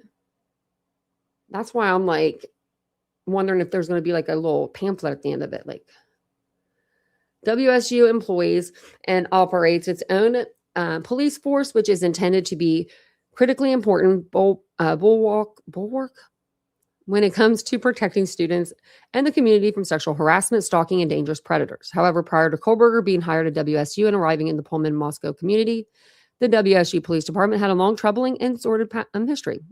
Didn't we just like read this? We did, about their misconduct. Okay, so when Koberger arrived in the Pullman, Moscow community for the 2022 fall semester, WSU was roiling from sexual misconduct allegations and a related investigation that resulted in the resignation. They resigned. We read this. Oh, of WSU Police Department senior leadership. Okay, that's they worded that a little differently. The scandal and investigation that consumed the WSU Police Department in the fall of 2022 was not the first such scandal. Yeah, we read this. Because in 2007, WSU's chief of police, he had stuff on his computer and he was forwarding them to the other police officers to view them. And then 2011, it says federal education officials, they were fined $82,000 over multiple sexual assaults that occurred in 2007, it looks like. I guess they're just putting the stuff with it. Federal education officials completed an investigation of WSU's campus safety statistics and determined that WSU had not properly reported 2 sexual assaults in violation of the Clery Act. Federal law requires campus notification of potential threats to students and employees. Federal officials charged WSU with failing to properly disclose forcible sex crime statistics and to properly classify offenses in its annual security report. Now that's new. The charges arose out of the 2 incidences in 2007. In one incident that occurred in August 2007, WSU police labeled the offense as a domestic dispute, even though investigators found it included a rape perpetrated by the friend of the victim's husband. That's sad. In the second incident, a January 2007 police report of sexual assault was relabeled as unfounded by a WSU police records manager without authorities to make such changes. WSU did not dispute the findings of the federal investigation. In early August 2022, the police chief, assistant chief, and captain, we already read this, they were forced to resign because, misconduct, sexual misconduct.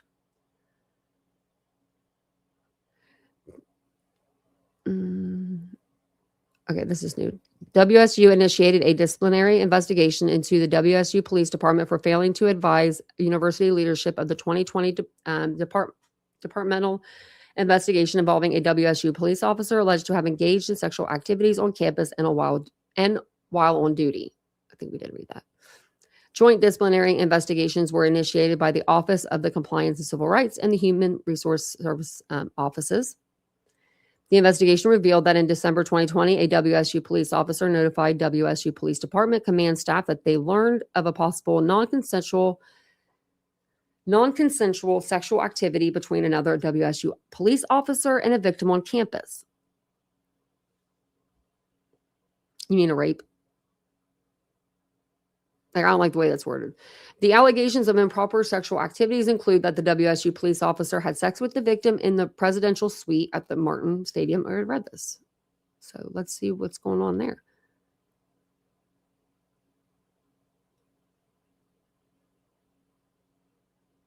Okay. So it says here, the offending officer right, who told departmental staff that he was willing to identify the name of the woman involved. But the WSU Police Department investigators said that was not necessary, and then misleadingly wrote in their internal report that they could not substantiate the allegations without talking to the victim, whose identity they did not have. Despite being advised of these incidences, the WSU Police Command staff failed to advise the CCR as required by WSU policies. Instead, the WSU Police Department attempted to keep the incidences internal and claimed to ultimately be unable to locate any witness willing to file a complaint against the offending officer. Despite that, the WSU Police Department offender did face internal disciplinary action for misconduct while on duty. In March 2022, WSU administrators learned about the 2020 incident and the WSU Police Department's investigation that was previously unreported to administration. Investigations were then initiated by the WSU CCR and HRS, and the WSU Police Department command staff were advised that disciplinary proceedings had been initiated against them based on the investigation finding that they exhibited gross misconduct, incompetence, and neglect of their duty in response to claims of sexual misconduct involving the WSU officer. All of the WSU Police Department command staff then announced their resignations and retirement before the disciplinary process concluded. Well, that's because they told you, that's because someone from the higher ups was like, you three, you knew about it. Do you want to quit or do you want to be fired? You want to quit now, resign, or do you want to be fired? I'm going to give you about 5 minutes. Literally, that's probably what happened. Tell me I'm wrong. In response to the resignations, WSU President Kirk Schultz stated, "These are positions of great public trust, and WSU will not tolerate this kind of behavior nor the negligence of departmental staff or command staff." Oh, well, just TAs. Which page are we on? Okay. So I want to stop on 50. So WSU then hired and retired. Wait, sorry. Let me start that again. WSU then hired the retired chief of police of the city of Pullman's police department to serve as interim chief of police of the WSU police department. The offending WSU officer, however, did not resign, and WSU continued to conduct a formal investigation under Title IX. WSU CCR then proceeded to spend months during the 2020 fall semester investigating the allegations of serious sexual misconduct of its WSU police officer. The offending WSU police officer admitted to having sex while on duty. Am I reading this again?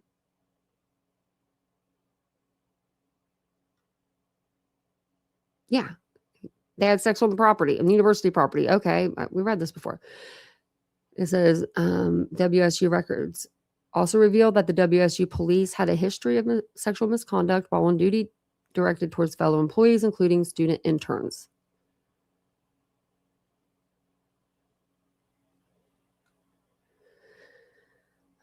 I don't know. Page I'm on 49. Okay. The offending WSU police officer had a reputation of engaging in sexual activities around the Pullman campus, including in the presidential suite. We read that. And now this is new. Fellow WSU police officer, I think, also told investigators that they had concerns about the offending officer making comments about student interns, such as, "Can you have them do that?" A calisthenics movement again? Why? And got any hot interns this year?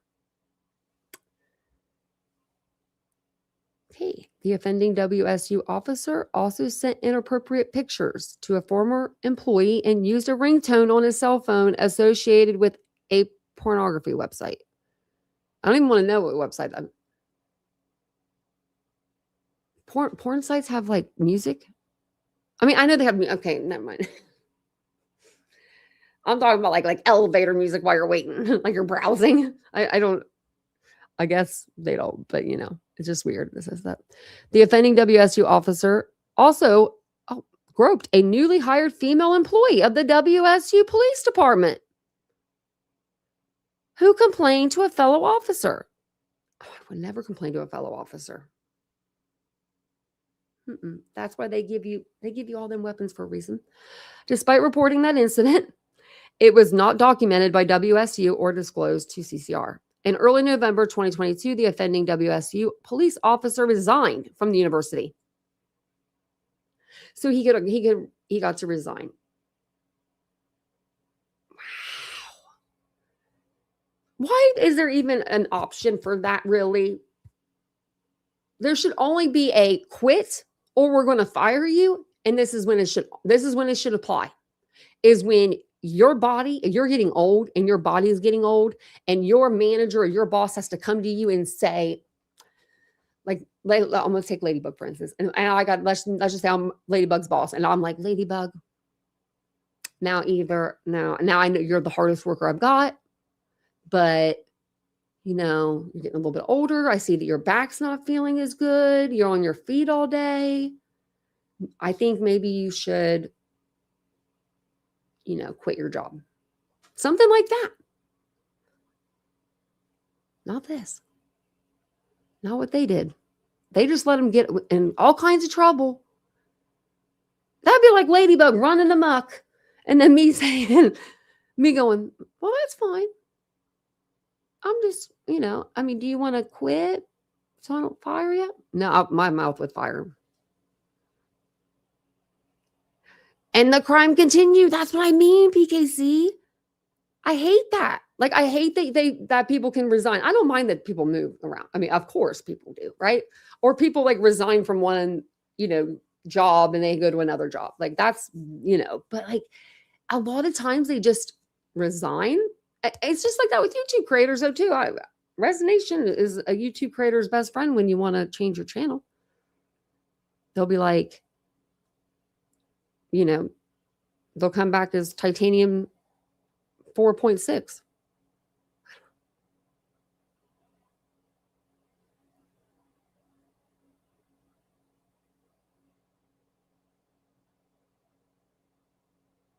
People girl said, I don't know.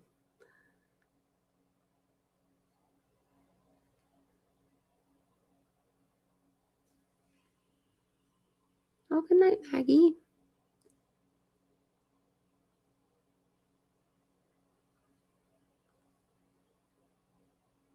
That's a cute picture.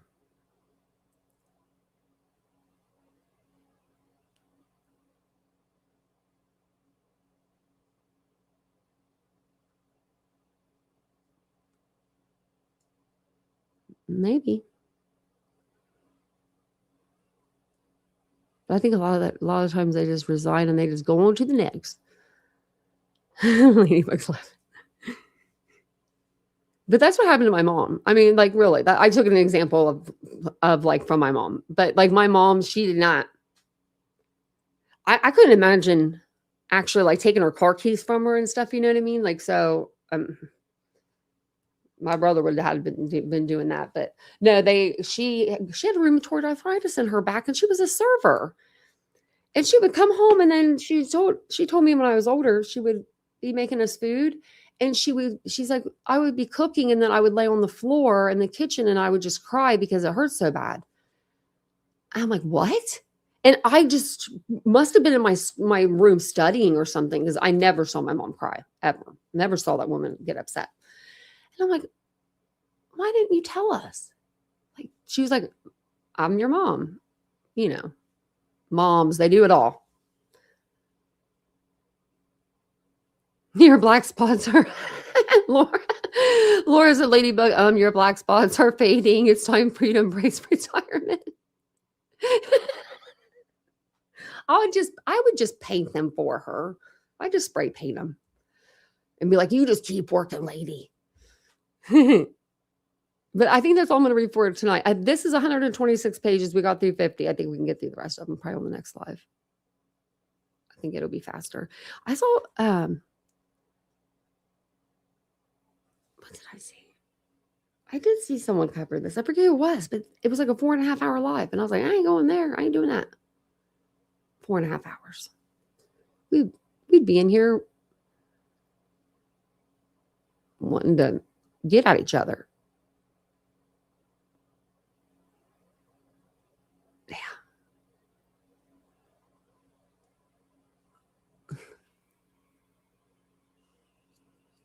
They do go ahead and fish in the better. My speaking of which, I might show his picture tomorrow. I might just blur his little face out. I might not blur his little face out. I might just show his dang little face. He's my nephew. Dang nabbit. I saw the cutest picture of my nephew today. The one that's been bad. The one that's been a little a-hole in school. Him. He had all these ducks on him. He had like this little duck that like vest on. He was all like, had his little paint on his face. And him and my brother must have went out duck hunting.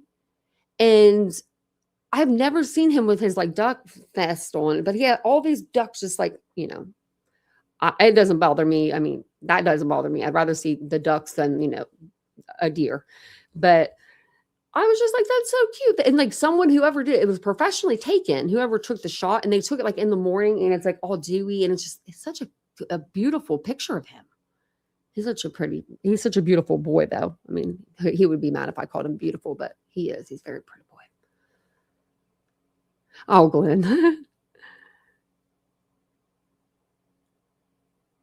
Ladybug is. Oh. So my mom retired early too. You got fibromyalgia too? See? Ladybug, are you my mom? I swear. I think it's Bucci Maine. I appreciate that. Oh no, I didn't have a dog. It was my nephew. My nephew today had all kinds of deers on or ducks on him. I was like, oh my goodness. I was like, where did this happen? But I think you can see the dogs, maybe. Well, shoot, no. I'm like, where are they at? We got one down here, but she's gray. She matches their bed. So, I mean, she really blends in. And then we got this one. And she is the baddest on the neighborhood. She's the baddest on the block. So, tomorrow, I'm thinking of going up to Columbus for I'm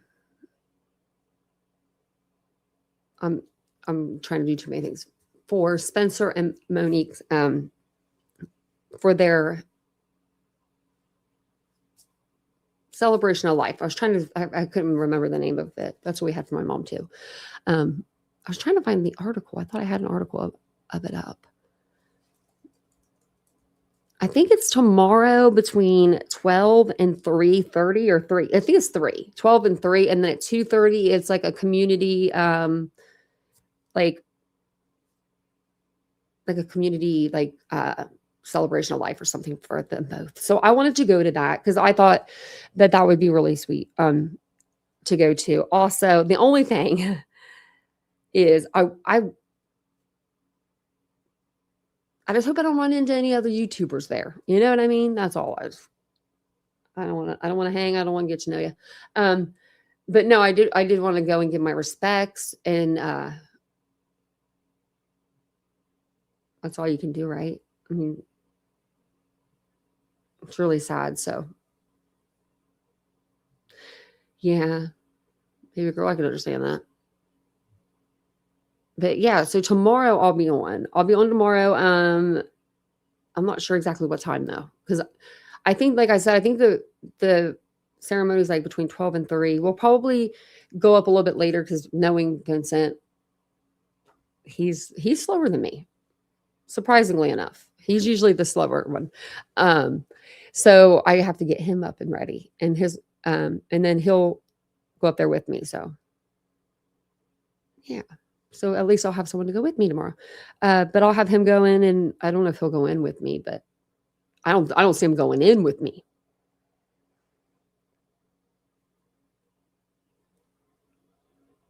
Yeah, I said, don't approach me. Don't you come near me. I'm all like, nope. Truth and transparency. I see you over here. But I am going to go over there. And tomorrow I wanted to go show you guys where we don't know where his car was parked yet. I was thinking about going through the area. I do have video, but I was thinking about getting more video, going over there and seeing, Yeah, I never really got into well, it's not that I didn't get into it because I just didn't cover it. Like Jack and Lily's case, there was there must have been another case or something I don't know.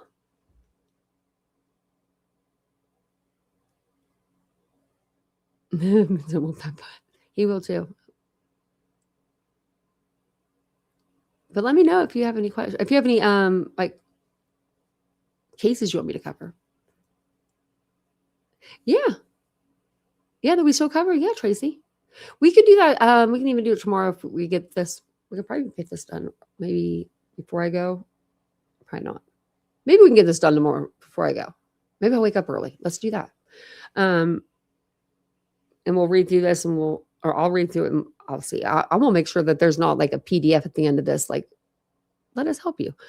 And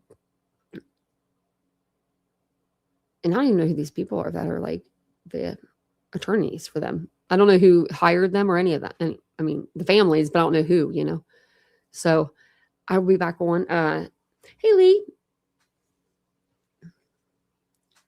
Maybe that's what it was, PKC. Yeah, Summer. Yeah, I did go over Summer's case. I went over it and I was going to start covering it. This was like years ago. And this was it was crazy years ago. And I was just like I stepped back real slowly. I was like, oh my goodness. Because I just didn't, I didn't know. But yeah, I try to do like an update, like a case updates for you guys. A lot of the cases just don't have updates right now, which really suck. But we can go through them and everything. Because I was even looking up like Anna Kempner's case today. Did I have something up for that? Let's see. Oh, do you want to see my Ashley Buzzard? Because I was going to go over her actually tomorrow. Do you want to see what she be looking like? Look at her. She looks like death warmed over. Look at that face. Look at that woman. Oh, you can't look at her. Look at her now. Look at her now. Now you can look at her. Now you can see her. She looks like a hollow shell of a woman, if you ask me. She ain't walking like she was walking in them white heels and that cropped leather jacket when she had, the last time that we saw Melody. Yeah, she looks bad, doesn't she? When I saw this today, I was like, holy shit. I mean, let me find another picture of her really quick. Because, like, she really went. Like, I'm not just saying that. Like, when I saw her, I was like, holy shit. Like, these boots are made for walking. It's kind of a blurry picture, but, that hair was doing it for her.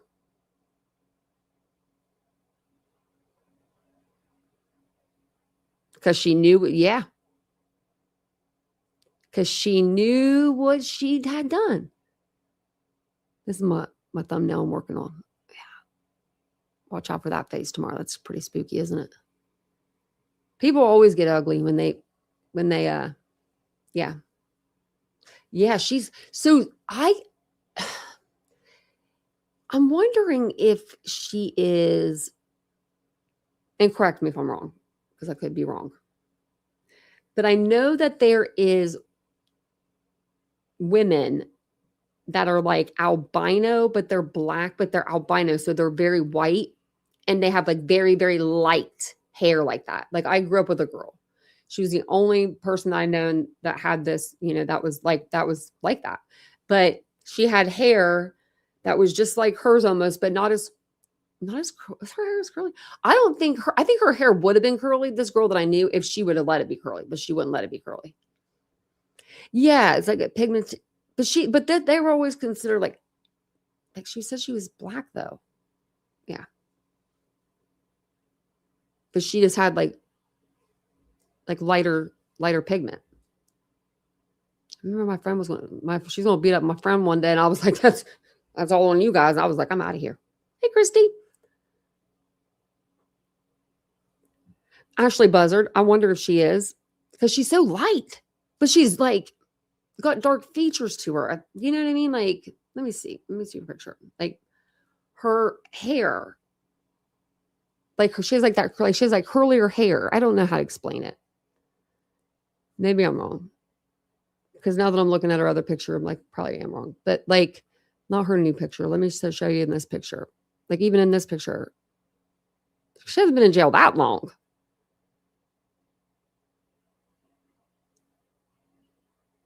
Oh wait, I'm over here looking at it and like,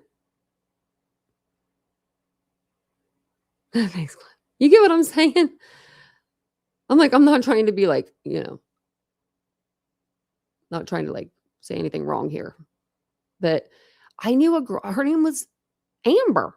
How the, I don't even know how I remember her name after all these years. But man, she was going to beat my friend Ashley up. Yeah, she might be.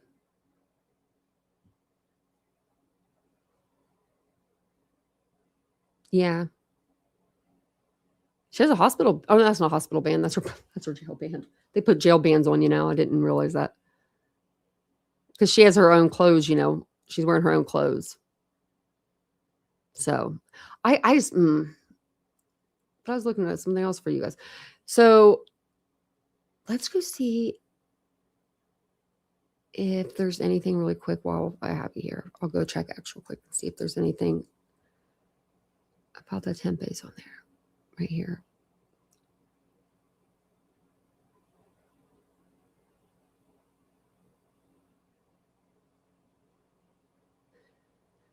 Wow. So I guess yeah. There's a lot of people talking about it. So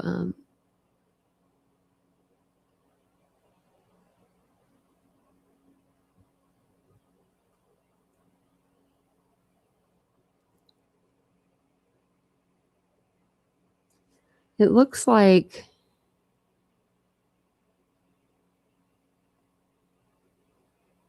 they were still hold on. Filing date 5/2/2017. They were still on the docket like as of last year. I have to look into this. Because that would make it, that would make more sense.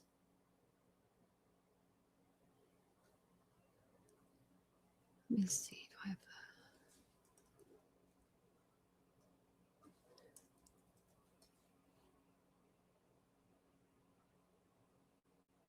that? Okay. Let me just go under there. I'm going to go in like the see if I can find anything, like more case files. If there's anything else.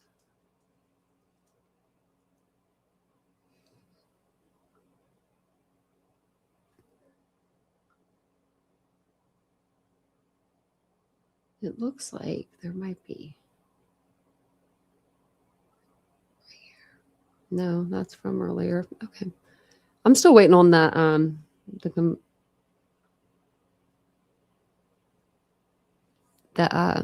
the affidavit of particulars or bill of particulars is what it's called. Because this isn't showing that. Wait, hold on.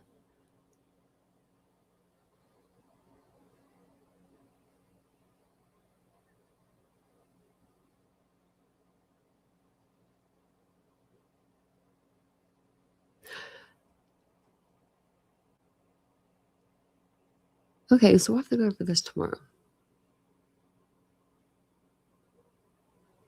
Okay. Yeah. Maybe I'll go up that. I'll like read this on the way up there or something. But I thought it was just me on the screen. But I'm going to jump off of here.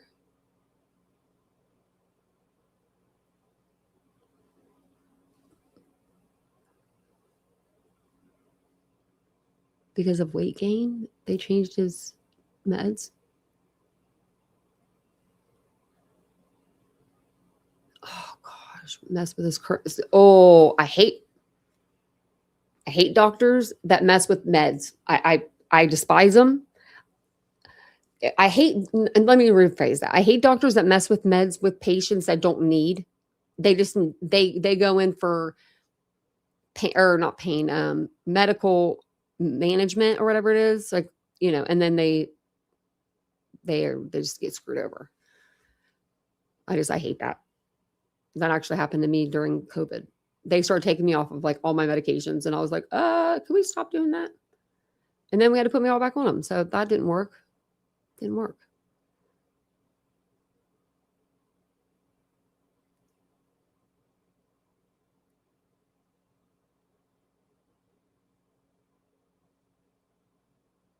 Because I know she did, yeah. It does almost look like it has like a tint to it.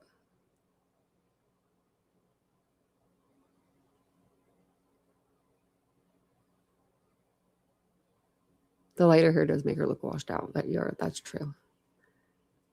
Well, thank you guys all for being here. I appreciate you guys. So yeah, don't forget to hit the like button on your way out. Subscribe to the channel if you haven't done so already. Please do that. We do cover true crime on here every day, all day, whenever there's something to be going on. So I'll be back on tomorrow. I'll let you guys know what I'm going to be doing. If we decide to go up there and everything, I'll let you know. But thank you guys for being here tonight. I appreciate it so much. Like I said, like, subscribe, bell icon, all the things. And I'll see you guys all tomorrow sometime. Bye, guys.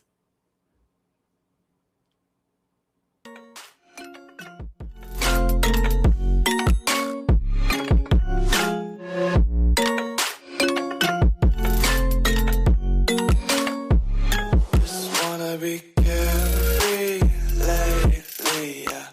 Just kicking up daisies. Got 1 too many quarters in my pockets. Counting like the 4-leaf clovers in my locket. Untied laces, yeah. Just tripping on daydreams. Got dirty little lullabies playing on repeat. Might as well just ride around the nursery and count sheep.